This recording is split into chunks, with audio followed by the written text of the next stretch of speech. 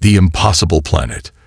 The vast silence of space stretched endlessly before the research vessel Zifrin 7, its metallic hull reflecting the dim light of a distant sun. Inside, a team of alien scientists stood huddled around a glowing holographic display, their complex eyes fixated on the swirling orb suspended in the air before them. The image rotated slowly, revealing a deep blue planet marbled with vast green landmasses and turbulent storms. Dr. Ciar, the lead scientist, narrowed his 4 yellow eyes, his elongated fingers tapping rapidly against the control panel. The Velari were one of the most advanced scientific species in the galaxy, their knowledge spanning millennia. They had explored thousands of planets, charting every star system with meticulous precision. But this was something entirely new. This planet, it shouldn't exist, Ciar murmured, his voice barely above a whisper. His assistant, Cairo, hesitated before responding. "Sir, the readings are consistent. We verified them multiple times." He adjusted his holopad, bringing up an array of data that flickered across the display. High gravity, extreme weather cycles, deadly atmospheric fluctuations, and... He hesitated, his throat tightening before he continued. "And there are life signs. Intelligent ones." A stunned silence filled the chamber. Dr. Vena, a senior researcher known for her expertise in xenobiology, stepped closer, her skin shifting to a deep purple hue, a sign of distress among their kind. "A Class 14 Deathworld, with intelligent life. That's not possible. No known species has survived on anything beyond a Class 9 without heavy technological assistance." Ciar's clawed fingers flexed involuntarily.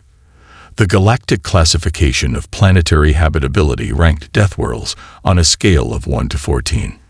A Class 5 planet was considered dangerously inhospitable, with frequent volcanic eruptions or hyper-predatory wildlife. A Class 9 was nearly impossible for life to exist outside of the most hardened and adaptive species. But Class 14, it wasn't just a number, it was a death sentence. The mere thought of life surviving in such a place was beyond reason. "Are we certain about the classification?" Ciar asked, still processing the data before him. Cairo swallowed nervously, double-checking the readings. "Yes, sir. The planet's gravity is almost twice the standard galactic average.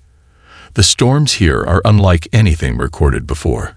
Hurricanes that span entire continents, lightning storms that never stop. The temperatures fluctuate so violently that parts of the planet freeze solid overnight and become boiling wastelands by midday." He looked up, his expression tense. "Sir, this world is not just hostile. It's actively trying to kill everything on it." "And yet," Ciar muttered, staring at the evidence before him, "they survive." Vena zoomed into the planetary scan, revealing vast cities with towering structures. The energy readings were undeniable. These were signs of advanced technology. The planet wasn't just home to intelligent beings, it harbored a civilization capable of space travel. Dr. Tios, a communications specialist, finally spoke up. "We should attempt first contact." Ciar nodded slowly, though his mind was still reeling from the impossibility of it all. "Send the standard galactic greeting. Let's see if they respond." Cairo's fingers danced across the console, activating the transmission. A simple message, translated into every known galactic language, was sent through subspace. "This is the Velari Science Council. We seek peaceful contact. Identify yourselves." The team held their breath. Seconds passed, then minutes. No response. Ciar frowned. "Try again."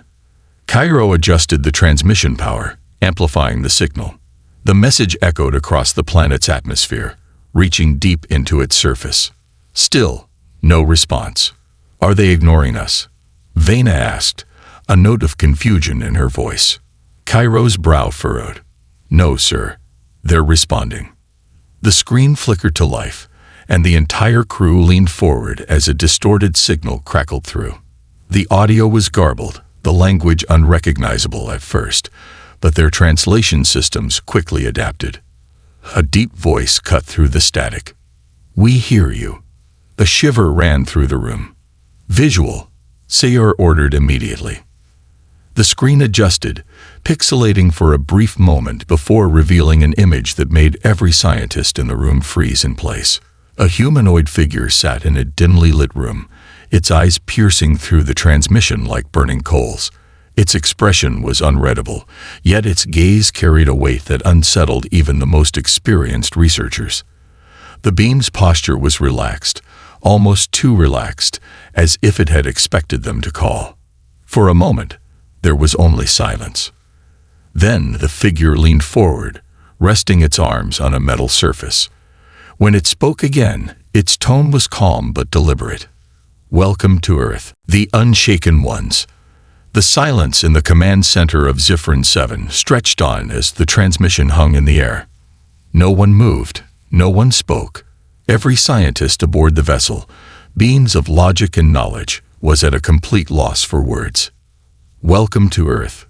The voice was steady, measured, an undeniable sign of intelligence. But there was something deeper beneath the words. It wasn't the typical curiosity of a lesser-developed species making first contact with an advanced race. It wasn't fear, nor was it awe. It was confidence. Dr. CR blinked rapidly, his four eyes shifting as if trying to process what they had just witnessed.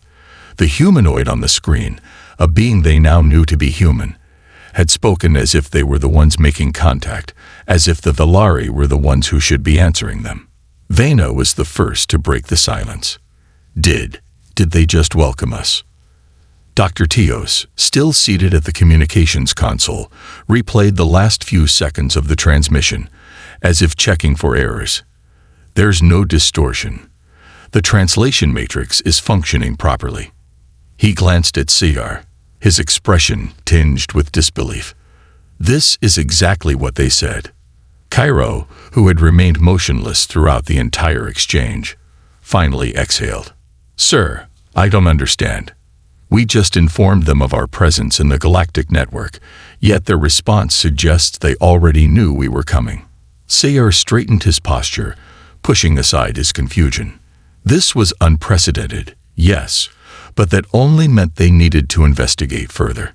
"Open a return channel," he ordered. Teos hesitated. "Sir, are you sure? The readings from this planet, these life forms should not even be possible." Seer's voice was firm. "Which is why we must proceed. Open the channel." Teos pressed a sequence of commands, and the communication line reactivated. The humanoid's face remained unchanged, as if it had expected them to return. Seer cleared his throat. "This is Dr. CR of the Velari Science Council. We are a peaceful exploratory fleet seeking contact with new civilizations. Your planet, Earth, is classified as a Class 14 Deathworld. According to all known scientific data, life should not be able to thrive here." He hesitated for a fraction of a second before adding, "And yet you do." The human remained silent, studying them with sharp, piercing eyes. Then, at last, it spoke. "Yes, we do. Nothing more. No explanation. No grand declaration. Just a simple confirmation of something utterly impossible." The crew exchanged uncertain glances.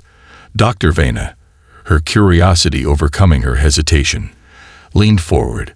"We detected vast, technologically advanced cities on your world. How long has your species survived here?" The human's lips curled slightly. Not a smile of joy, nor one of arrogance. It was the kind of expression one gives when faced with a question so obvious it didn't need answering. "Long enough." CR clenched his jaw, trying to suppress his frustration. This species, humans, were unlike anything they had ever encountered. Normally, new civilizations reacted in one of two ways upon first contact, either with reverence for a more advanced species or with fear. But these humans, they offered neither. They were unshaken. Teos adjusted the screen, running a deeper scan of the humanoid before them. The biological readings that came back were astonishing. "Sir," he whispered under his breath, "their bodies are absurdly adapted for survival." He highlighted key data points. Their skeletal structures are denser than any non-armored species in the galaxy. Their muscle fibers are layered for rapid regeneration. Their cardiovascular system. He stopped, as if unable to believe his own findings. CR turned to him. Speak. Teos gulped. Their cardiovascular system is designed to function even after catastrophic damage. They can keep moving after losing limbs. Their pain tolerance is off the charts. He exhaled sharply, almost as if he needed to steady himself. Sir, these creatures are built for war. The entire room tensed. Dr. Vena, her scientific curiosity overtaking her fear, turned back to the human. Your species, has endured a planet this hostile for how long? The human's expression didn't waver. We don't endure it. We shape it. Cairo flinched. They're not just surviving here. He turned back to the planetary scans, zooming in on various locations.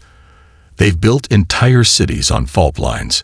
They've settled in deserts that reach unbearable temperatures. They have colonies in frozen tundras where nothing should grow. He swallowed hard. They aren't just living here. They're thriving. Seer's mind raced. This wasn't how Deathworld-class civilizations were supposed to function. Any species that found itself in an environment this hostile should have perished within centuries, or at the very least remained primitive, unable to advance. But humans, they tamed their world. Teos leaned in. Sir, permission to ask a direct question. Seer nodded. Proceed. Teos cleared his throat. Human, your planet is the most dangerous habitable world we have ever encountered. You should not be alive. And yet you speak to us as if we are the ones at a disadvantage. He hesitated. How? For the first time, the human's expression changed. It smiled. Not a friendly smile. Not a welcoming one. A knowing one. A predator's smile. Because we don't break. The words were slow, deliberate, as if explaining something fundamental. We adapt. We overcome. And when the universe throws something impossible at us. The human leaned in slightly. The screen flickering as if reacting to the gravity of its words. We become impossible in return. The transmission cut off. A thick silence swallowed the control room. Dr. Vena's skin had gone pale, her eyes locked on the now empty screen. Sir, she whispered, what have we just found? Seer's claws flexed against the console, his mind racing through every possible scenario. Every alien species the Velari had encountered followed the same basic principles of evolution. They adapted to their worlds gradually, their biology shaped by millennia of environmental influence. But humans, they weren't bound by their environment. They fought it, conquered it, and if they could survive a Class 14 Deathworld, what else could they survive? Cairo swallowed, his voice barely audible. Sir, do we make contact again? CR hesitated. Every instinct told him to proceed cautiously. This was not an ordinary species. They had spent lifetimes searching for intelligent life, hoping to find peaceful cooperation. But something about this encounter sent a chill through his core. He straightened. Not yet. We observe. We learn. His fingers tapped against the control panel, shifting the ship's scanning parameters. Because one thing was clear. This was not a new civilization on the verge of discovery. This was a superior one. And they were already watching. The apex species, the command deck of Zifrin 7, remained eerily quiet after the transmission ended. The screen had gone dark. But the words of the human still echoed in the minds of the Velari scientists. We don't break. We adapt. We overcome. Dr. Seer's fingers tapped against the console, his sharp claws clicking against the smooth interface. The gravity of this discovery weighed on him in ways he couldn't fully comprehend. Humans weren't just another species. They were an anomaly, an evolutionary paradox that defied everything they knew about survival. Dr. Vena was the first to break the silence, her voice hushed, almost reverent. Sir, we have to reconsider our approach. CR turned his 4 yellow eyes toward her. his expression unreadable. "Explain." She motioned to the planetary scans still displayed in front of them. The data was undeniable. Hurricanes ravaged their coasts. Earthquakes shattered their land. And yet humans had built civilizations in every imaginable biome. "We assumed that surviving on a Class 14 Deathworld was impossible," Vena continued. "But humans aren't just surviving. They've manipulated their environment. They've bent it to their will." She swallowed. "This changes everything." Cairo, still seated at the communication console, let out a slow breath. "We thought we were making contact with a struggling, isolated species. But, sir, what if they're more advanced than we realized?" CR narrowed his gaze. "We've detected no signs of spacefaring technology beyond their orbital stations. Their energy outputs suggest they're still dependent on nuclear fission and primitive fusion reactions. Their deep space capabilities are limited." Cairo hesitated before pulling up another data stream. "That's what concerns me, sir." He pointed to the readings. "They have the technological capability to colonize their solar system. Their planetary resources are abundant, and yet they remain on Earth, investing almost everything into improving their homeworld." Teos leaned in, frowning. "Are you suggesting they're staying on purpose?" Cairo nodded. "What if Earth isn't a prison to them? What if it's a proving ground?" A sharp silence followed his words. The implications were chilling. Every species that had reached the cusp of interstellar travel had expanded outward, eager to escape their homeworld's limitations. But humans, they had chosen to remain. Dr. Vena exhaled sharply. "We need more information." CR made his decision. "Prepare a reconnaissance probe. If they refuse to communicate further, we will observe from orbit." Cairo's fingers flew over the console, launching a small stealth-class drone toward Earth's atmosphere. The probe was designed for silent, undetectable surveillance, able to scan an entire city without leaving a trace. As the probe descended, it transmitted live data back to Zifrin 7. The feed displayed sprawling metropolises, intricate networks of transportation, and countless structures built in defiance of the natural world. Then the screen flickered. For a brief moment, static overtook the transmission. Sayer's eyes narrowed. What was that? Cairo's hands trembled as he recalibrated the probe. Unknown interference. The signal is being disrupted. The screen snapped back to clarity. But what they saw next sent a chill through every Velari on board. The humans were looking directly at the probe. A group of them, scientists, soldiers, possibly even government officials, stood in what appeared to be an underground facility.